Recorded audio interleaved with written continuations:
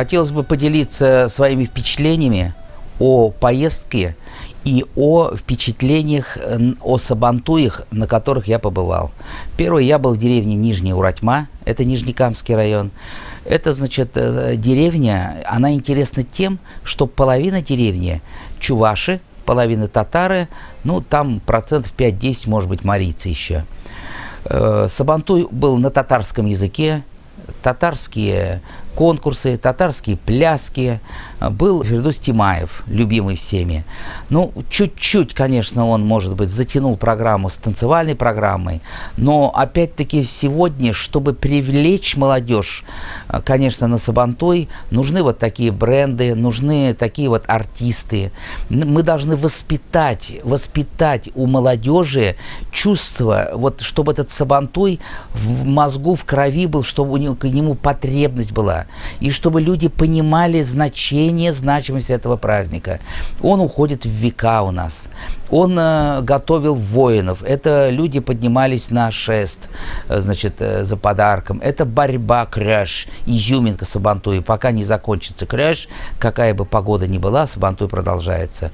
И другие там конкурсы, которые связаны с каким-то юмором. Вот в Нижней Уратьме был удивительный Сабантуй. Также я был на Сабантуе в городе Нижнекамске. Ну, наверное, Нижнекамск, если взять охват татарского мира, то, наверное, это самый такой продуманный, организованный Сабантуй.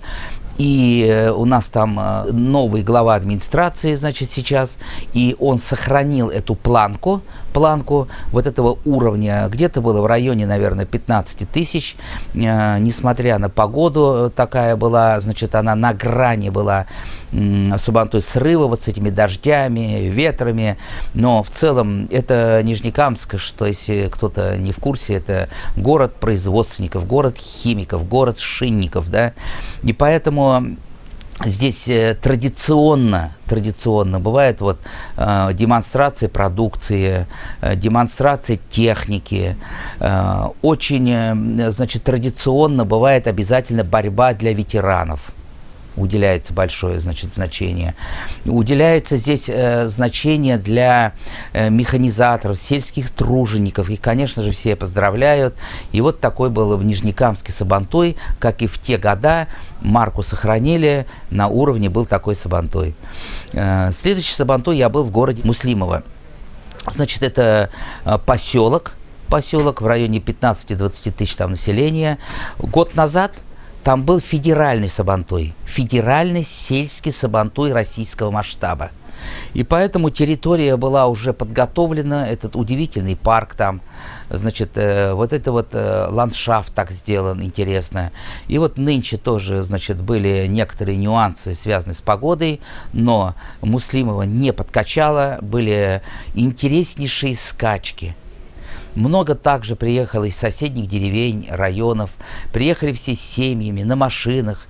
Было в районе, я думаю, что где-то, наверное, 7-8 тысяч человек. Это для такого поселка сельского типа, наверное, это также очень много. Но здесь важно, как-то это чувствуется, и это видно, когда администрация города понимает значение Сабантуя. Сабантуй это он же объединяет все народы, все религии, все возрасты. Все люди там собираются для сбора, дружбы, общения. И будем говорить откровенно, нынешние все Сабантуи проходят в несколько такой напряженной обстановке в связи с вот с этой, значит, спецоперацией. И именно во время спецоперации, проведения Сабантуев и демонстрация нашего единства наций, единства религий, наше чувство плеча, все вместе вот эти сборы, да, оно придает какой-то нам такой дух. Не случайно вчера вот был День России, был как раз Сабантуй Муслимова. Вот это вот придает нам чувство плеча, и оно нам помогает в работе, в жизни и консолидирует российское общество. Ведь российское общество всегда было сильно многонациональностью. многоконфессиональностью. Поэтому такие праздники надо обязательно проводить, уделять им большое значение. Оно огромную роль играет в дружбе народов нашей великой России.